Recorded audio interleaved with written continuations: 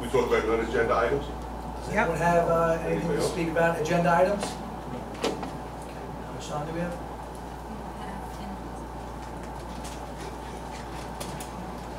All right. I have to bring up the incident that took place at the board meeting on August 23rd. We got a copy of the videos in front of Sycamore, and just so happens that what everybody witnessed, technical witness take place, was not on the video.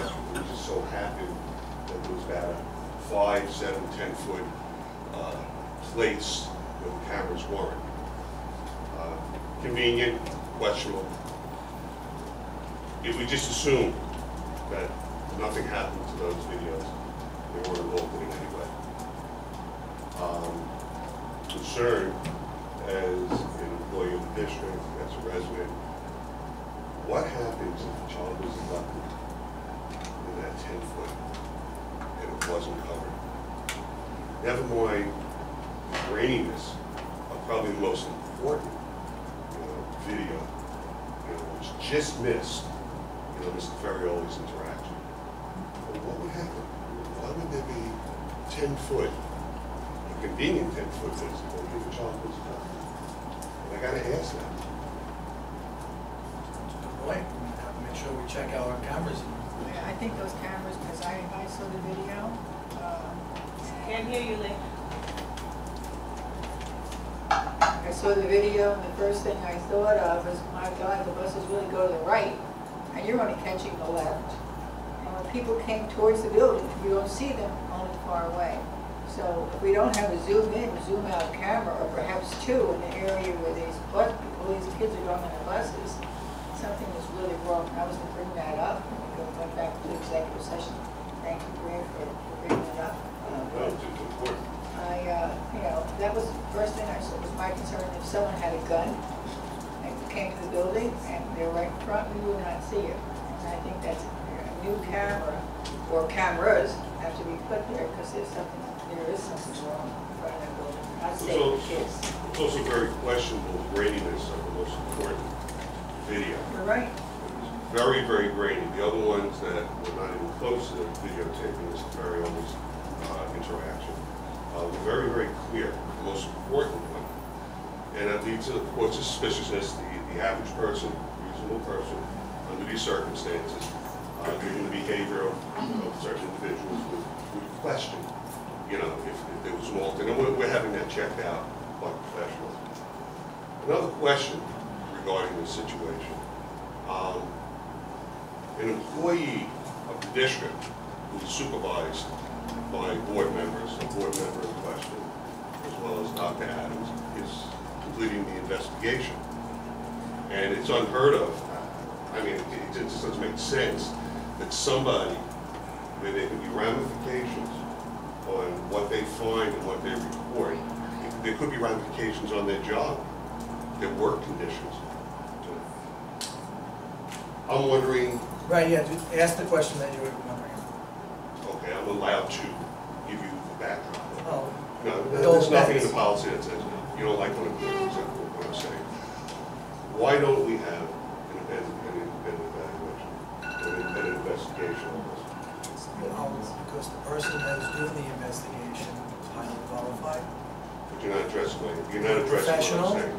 and I think we're very comfortable with who's doing the investigation. You're comfortable. Well, I think the district has nothing to do with me. I'm not involved. Well, you just said the district is very comfortable. But the issue is she's an employee of the district. That's the norm, I believe, right? Then I know Mr. Felicio wrote a letter. Mr. Lindell, time is up. I answered your question. Mr. Lindell. They said it stopped Lindell. Dr. Lindell, time is up. Linda, to bring up this point about the video, I was actually very concerned.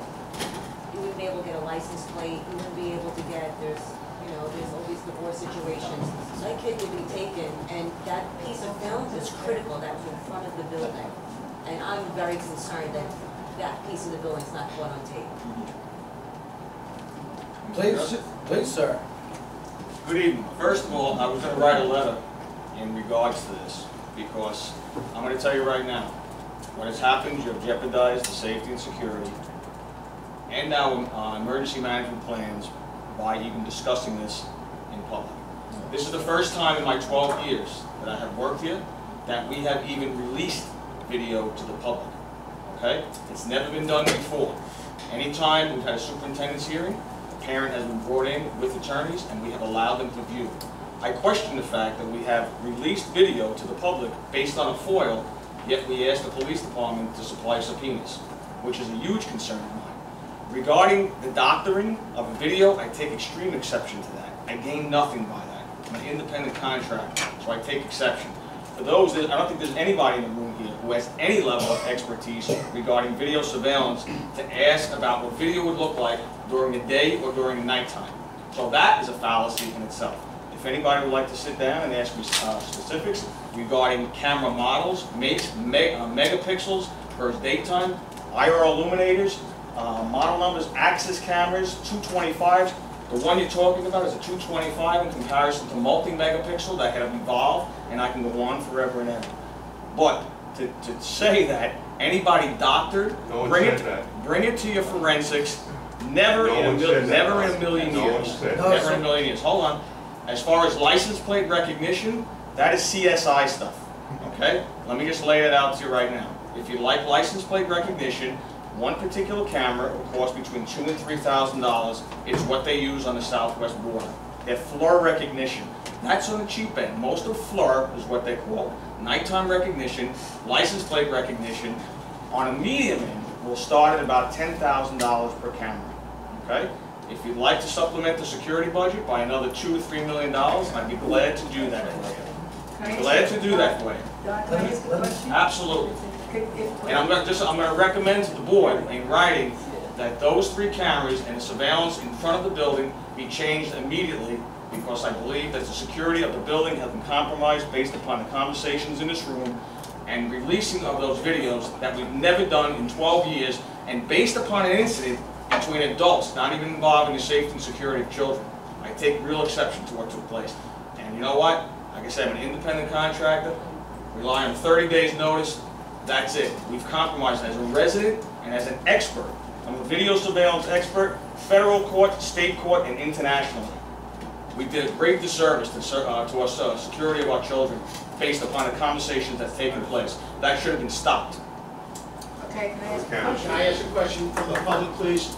And congratulations, I respect you as an expert. Felicio, But the Ms. question Kennedy has a question. Mr. Felicio. still wasn't answered. Mr. Felicio. Why was 10 feet of the sidewalk not covered? That's the only question we have. Ms. Kennedy, do you have something to say? I just want to ask a question now that you're going to change these cameras, which is not, maybe personally, not a bad idea, because we did have a couple of incidences that I'm not going to discuss.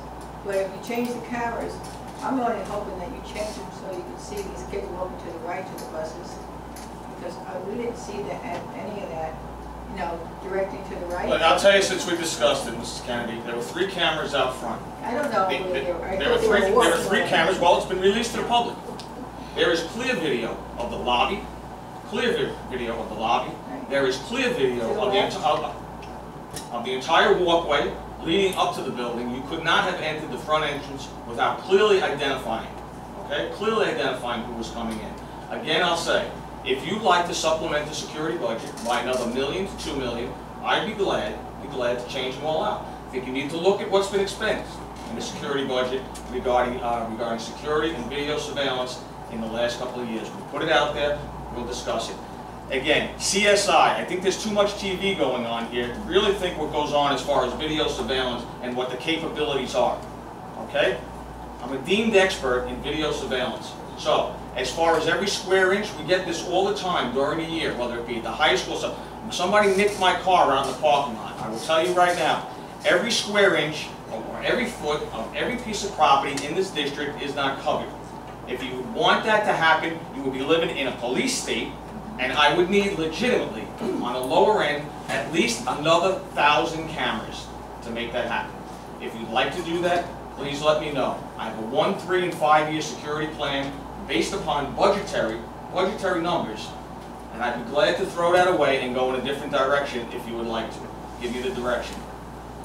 As far as what the coverage is and what it can and cannot do, that should be your right. Somebody mentioned executive session, that's where those discussions should take place. Well, I'm gonna ask that's you to put not- that on executive session for the next meeting, because I think it's important that we do talk about it. Mr. Flynn, thank you for clearing that up. I apologize for bringing that up. That's it, No. there's no more. Yeah, we're done with this public session.